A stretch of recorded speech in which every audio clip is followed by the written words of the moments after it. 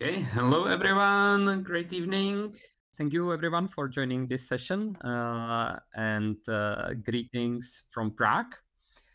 So, my name is Jan Dolezal and I'm excited to share with you how SmartGuide is building immersive and personalized experiences on top of Wikidata. So especially if you are from the tourism sector, from cultural institutions, I hope this will provide some inspiration. But maybe let me start with a question. So when was the last time that you visited a museum, a tourist attraction, a city in a different country abroad? And you wish that you had a guide that spoke your language, that knew everything about the places you are visiting, and personalized a tour for you and was available every time you need it. Right? So that's actually what SmartGuide is exactly about.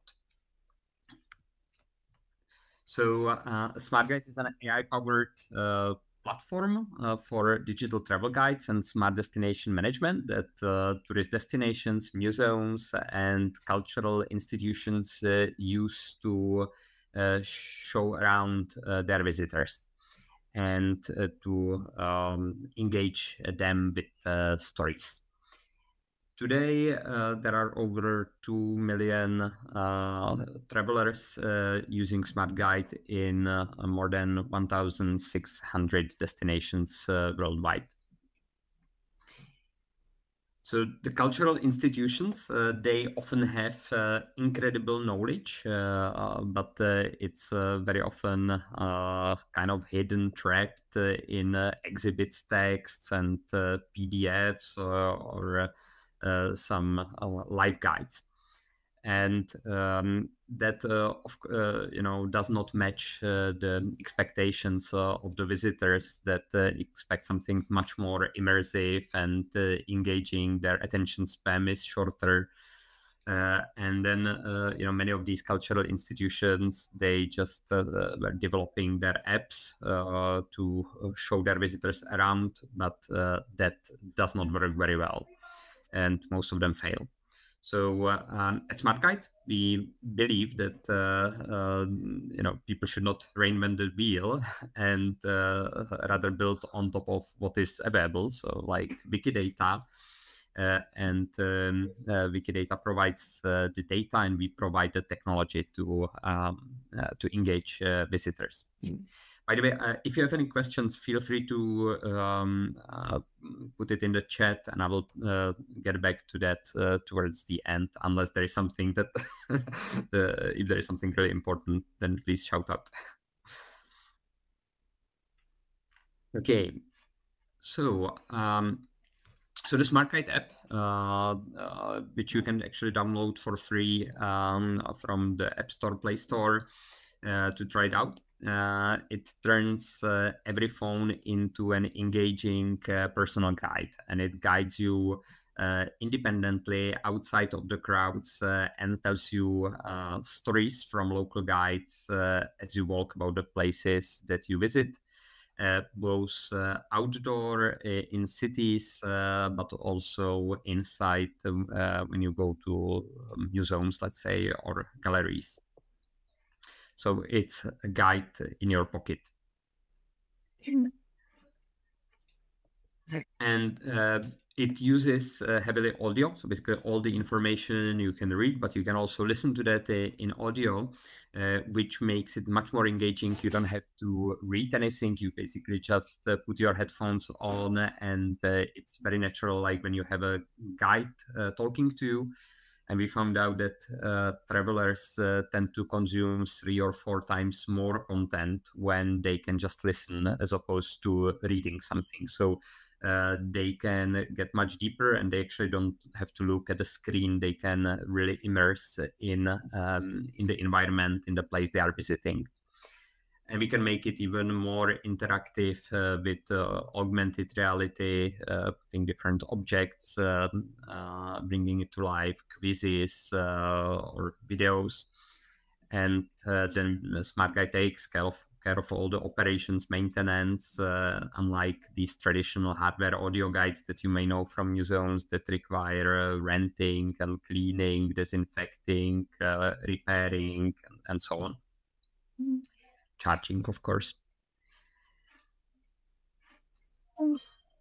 So Wikidata already hosts millions of interesting structured facts about the cultural places and artwork and the heritage sites. But it's great, open and machine readable format. But the travelers, they don't want data, right? They want experience, and the more immersive experience, the better. So that's why SmartGuide turns this structured data into narratives. And we combine the Wikidata with the user-generated content from now 6,000 human authors, and also some curated input and AI copywriting. So put all of these pieces together, just so that you get a sense of the difference. So when we talk about the Charles Bridge, which is one of the top sites in my hometown, Prague. So when a traveler interested to learn more about the Charles Bridge goes on Wikipedia, they will learn the facts, right? They will see on Wikipedia that if I read it, its construction started in 1357 under the auspices of King Charles IV and finished in the 15th century. Okay, but that's probably not the story you want to hear when you travel, right? So then when we look at the same place of interest in SmartGuide, so it says that the former Czech King Charles IV laid the first stone of the bridge precisely at 5:31 a.m. on July 9th, 1357, which is a superstitious man. The king was so into numerology and astrology that he chose this date because of its form 135797531. And then I could continue more about how they actually used the eggs in the mortar and so on, the local legends. So just to give you a sense of what SmartGuide takes as an input, and then what we like to have as the output for tourists. Now, when a human author creates any new place on SmartGuide, we use the OpenStreetMaps ID to identify the Wikidata available and pre-fill that. So we don't start from zero, and that really speeds up the work. So, of course, the human guide then usually completely rewrites the narrative about the place, and very often, most of the time, they have a better photograph of that place. But they don't have to deal with the meta tags and opening hours, address, and websites and stuff like that, right? And so that being linked to Wikidata helps us to keep it more up to date, and it really speeds up the boring part of the guide creation process. And then the human author can just basically load up all of this information, and then as they type in, automatically the text gets recorded by a text-to-speech. Then, of course, if they have a human audio, they can upload it easily as an MP3. They can quickly add translations using DeepL. We have a smart generator of routes that will optimize where people go. So basically, without any IT development, within a few moments, they have a professional guide. But then for the places where we do not have coverage from the 6,000 human authors that are already contributing to the platform, we developed a 3-layered AI copywriter. So of course, we tried the naive, hey, GPT, write me a story about some place, but that does not really work well. Of course, there is hallucination. There is lots of repetition then across places within the same, let's say, destination. So what we did is we basically, in the first layer of this machine, we look for the fact base. And Wikipedia is actually, and Wikidata is one of the preferred sources along with the official website of the tourism office. Then within these data points, we try to identify what is unique and interesting from a storytelling point of perspective. And then we also, if we don't find enough meat on the bone, then we rather stop and we say we don't know. Then inventing some complete nonsense, which is very, Gen AI is very good in doing that, right? And it's difficult to make it say no. I don't have enough. I don't have enough meat to chew on. And only then, once we have this, we have this fact, we know we have enough, and we duplicate it across the places in the destination, then we.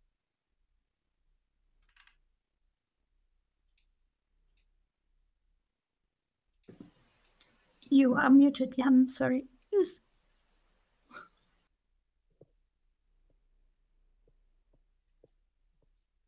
Jan, you're muted. Can you please unmute yourself? No, I think I think if probably accidentally muted. Oh, sorry. Yes, you are back. Yeah. Oh, okay. Oh, I did not. Maybe I could. So did you hear? I think about 30 seconds ago. Oh, okay. So what did I say? Was it did you hear when I explained the 3 layers of all 3 of them, or did it get interrupted before that? Sorry, testing. Yes, we heard you in the first 1/3 of the 3-layer. Oh, okay. I'm sorry. Anyway, so then so the first layer was just about collecting the fact base.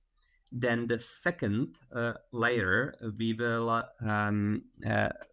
identify what is unique or what is interesting, and we deduplicate the fact base across different places throughout the destination, so that we avoid a repetition.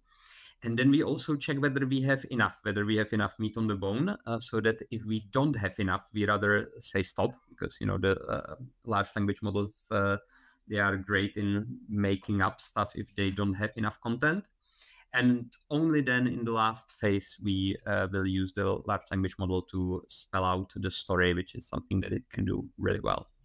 So in the end, the content is a combination of let's say real photos, AI-generated text based on these credible sources, and AI-generated audio, with then the metadata and the factual stuff taken directly from Wikidata. And we are transparent, of course, which of the content is made by AI and what is made by humans. So if you want to give it a try, how the result looks like, so you can check out, for example, the Guide to Tokyo, which is 100% made using this AI method.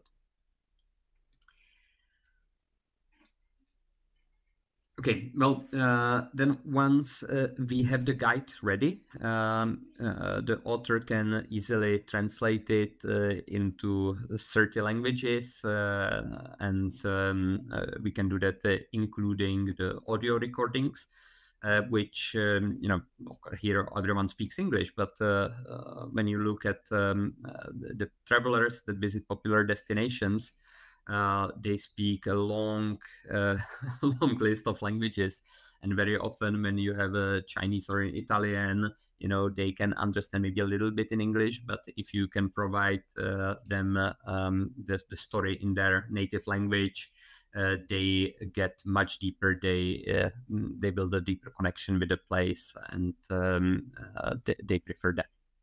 So of course, again, all the AI translations, it's very important that we mark it as an AI translation, and we also ask for feedback to make sure that if there is any problem, we can review that.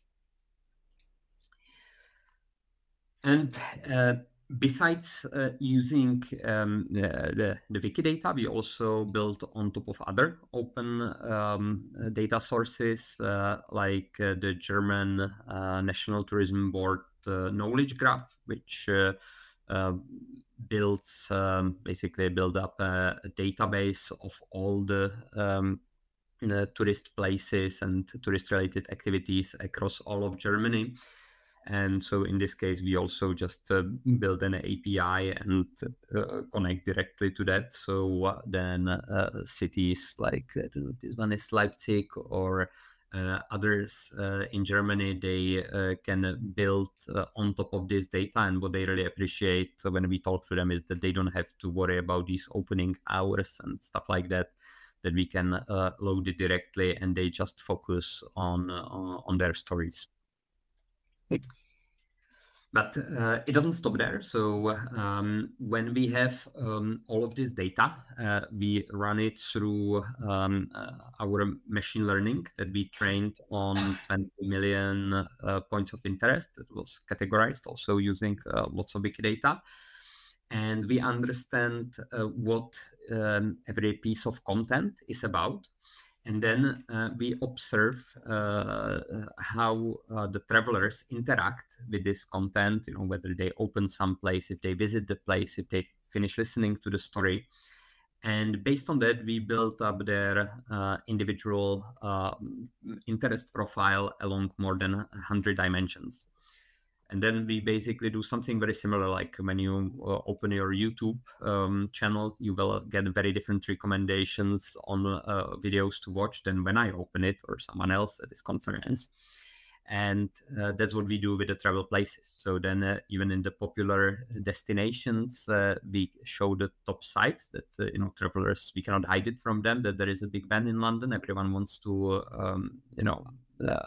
tick it off. But then typically travelers spend, in these top destinations, that would be typically a few days. So maybe on the first day, they want to tick off the bucket list, or if it's their first time. But then we provide them with the personalized recommendations on the places that are actually not in the most famous ones, but that really match their personal profile. So as you can see, I travel with kids a lot. We like animals and nature. So I get recommendations for, like, let's say, to visit London Zoo, which probably is not the top site for most travelers. And then once we recommend the places, which, by the way, is very important because it helps to distribute the tourists, we also can create fully personalized tours from this content. So we can take tour considering the place where you are, where you want to get, how much time you have, and we will make a fully personalized tour taking into account the top sites, but also the places that match your personal profile that are kind of along the road. So you can see if I want to go here from Colosseum in Rome to Pantheon, SmartGuide prepared this route, which is not the shortest, but it's kind of going in the direction, but visiting some interesting sites along the way. And we also integrated ChatGPT as a wrapper inside SmartGuide, but with a few important improvements. So when you type in your prompt as a traveler, we will on the background submit this personalized profile. So that means that everyone gets different results, which is important. to spread the tourists. And then when we have, we run a fuzzy match algorithm to identify the places that the chatbot recommended. And when we have the content from the destination, the vetted content, we open that instead of the AI generated stuff. And then we, of course, add a layer of user interface that makes it easier to interact with. You can bookmark it, play the audio, navigate to the place, stuff like that. So that's an interesting combination, how we can get the very nice user friendly interface of chatbots, but then still keep the tourism boards in charge of the data and use the human content wherever possible. And what this helps us to achieve is that we can redistribute the tourists through the destinations, because we show them, we recommend places that are not so famous, different places to everyone. So, for example, in Prague, we measured that our users spend around 30% of the time in areas where normally tourists would not go. So still, yes, 2/3 of the time they want to stay in the center. It makes sense. That's why they came to Prague. But then maybe, if they spend 3 days, on the third day, they are a little bit tired of the crowds of tourists. And they then are inspired by these recommendations and explore some authentic neighborhoods. So they get much more meaningful experience, stay longer, and it makes the tourism in the destination more sustainable. And of course, we measure all of that. So when I spoke about data, we have tons of data on how travelers behave, of course, what you can imagine. And we provide this data back to the destination so that they know which places are popular in which languages, how is it being used, but also, for example, how the offering in the destination matches these interests of the visitors. So we help the tourism boards identify that maybe they don't have enough content on, let's say, the culinary experiences or something else. And besides the normal data, we have also very detailed heat maps where we can really zoom in on the street level. Of course, all of this is aggregated because of GDPR, but we can show the tourism boards or the attractions how exactly tourists flow, how maybe this changes during the seasons, or how it changes across different demographic groups. So, for example, this is the capital city of Slovakia, in Bratislava. We could see that there are very different patterns even across nationalities, so that the German speakers, they often come on a river cruise on the Danube River, which is very famous for the German-speaking people. So, and they very often come from Vienna or go to Vienna. So they will start exploring the city often from the riverbank, whereas, let's say, the Americans or the international travelers, they often come by train or bus, so they start at a different place. Then the locals, they come by car, and they usually find some free parking spots near shopping centers. So all of them have different entrance to the city. So even just understanding this then helps to make a better experience for them beyond just the language localization. So we already work with around 300 tourism boards, tourist attractions, and it's a quite diverse set of also cultural institutions across many countries.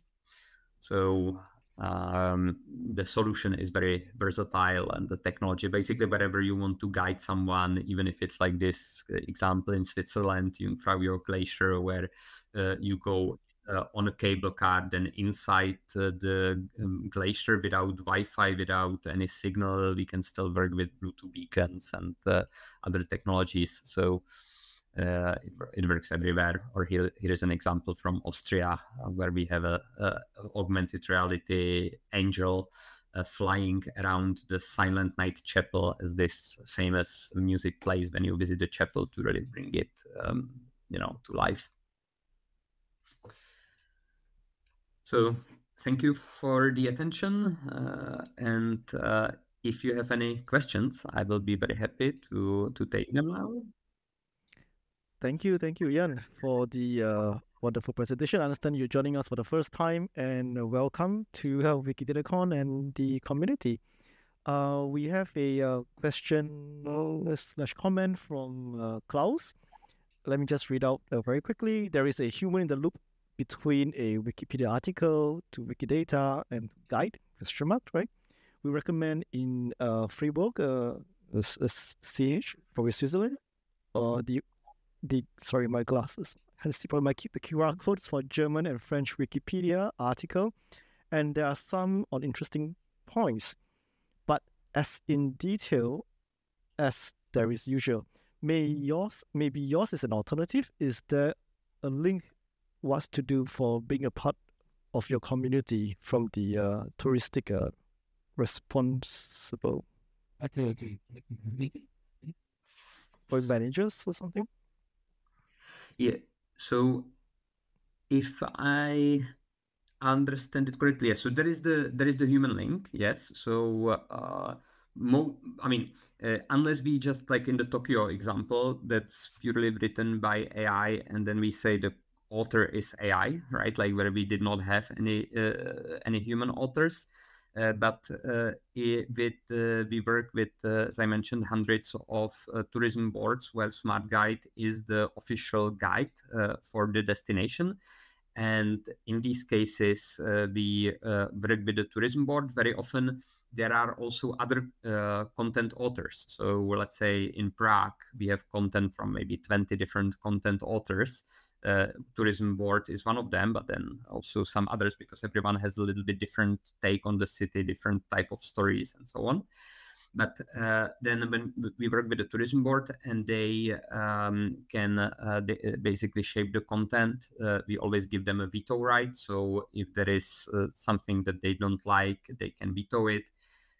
So we try to combine the user-generated content, but also remain, keep the quality. So when there is any content being published by anyone, we do a review. And if it's a first-time author, we do a more in-depth review. If it's let's say the official tourism board of a destination, then we don't check every word because we trust them.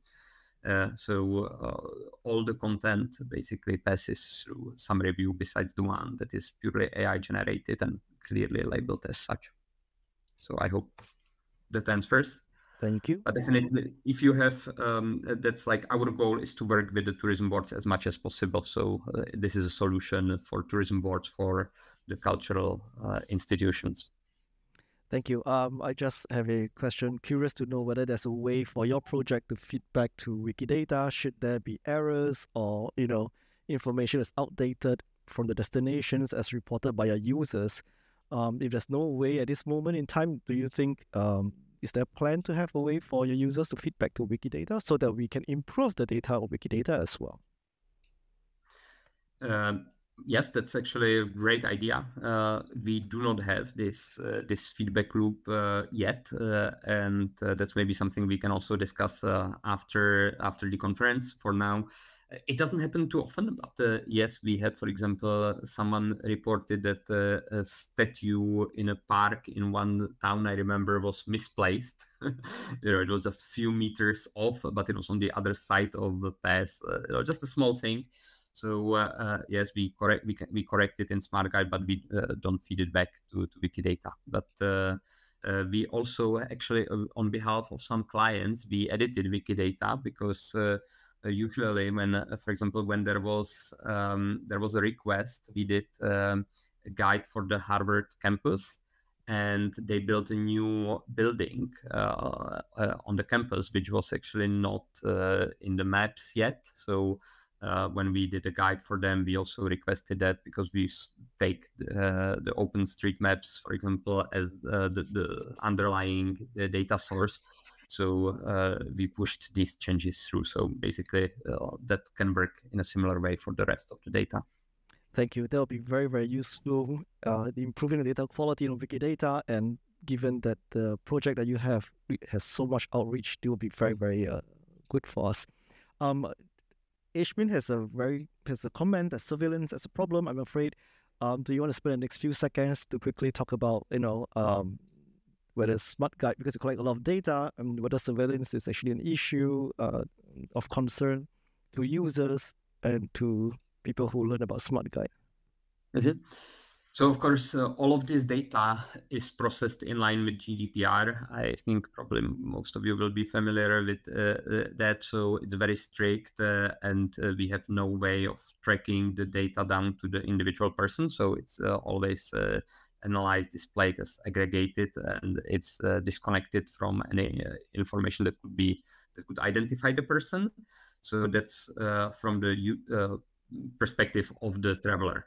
Then from the perspective of the like private property, if I see the question, so we share this data with the tourism boards, right? So if this data is not publicly available, and when we work, let's say in the example above with the tourism board of the city of Bratislava, we share the data with them. So then, yes, the tourism board can see where people go in which streets, and they can even see very often, like you can identify specific shops or restaurants where they gather. But I guess that's okay, right? Because that's the job of the tourism board, and they cannot see the individuals. So I don't actually see any issues with that. Thank you for your clarification, and also coming up with this project that will help to alleviate the problem of over-tourism, and also reusing Wikidata's data, as well as combining different technologies in one platform. Thank you, Ian, for joining us today. And next speaker is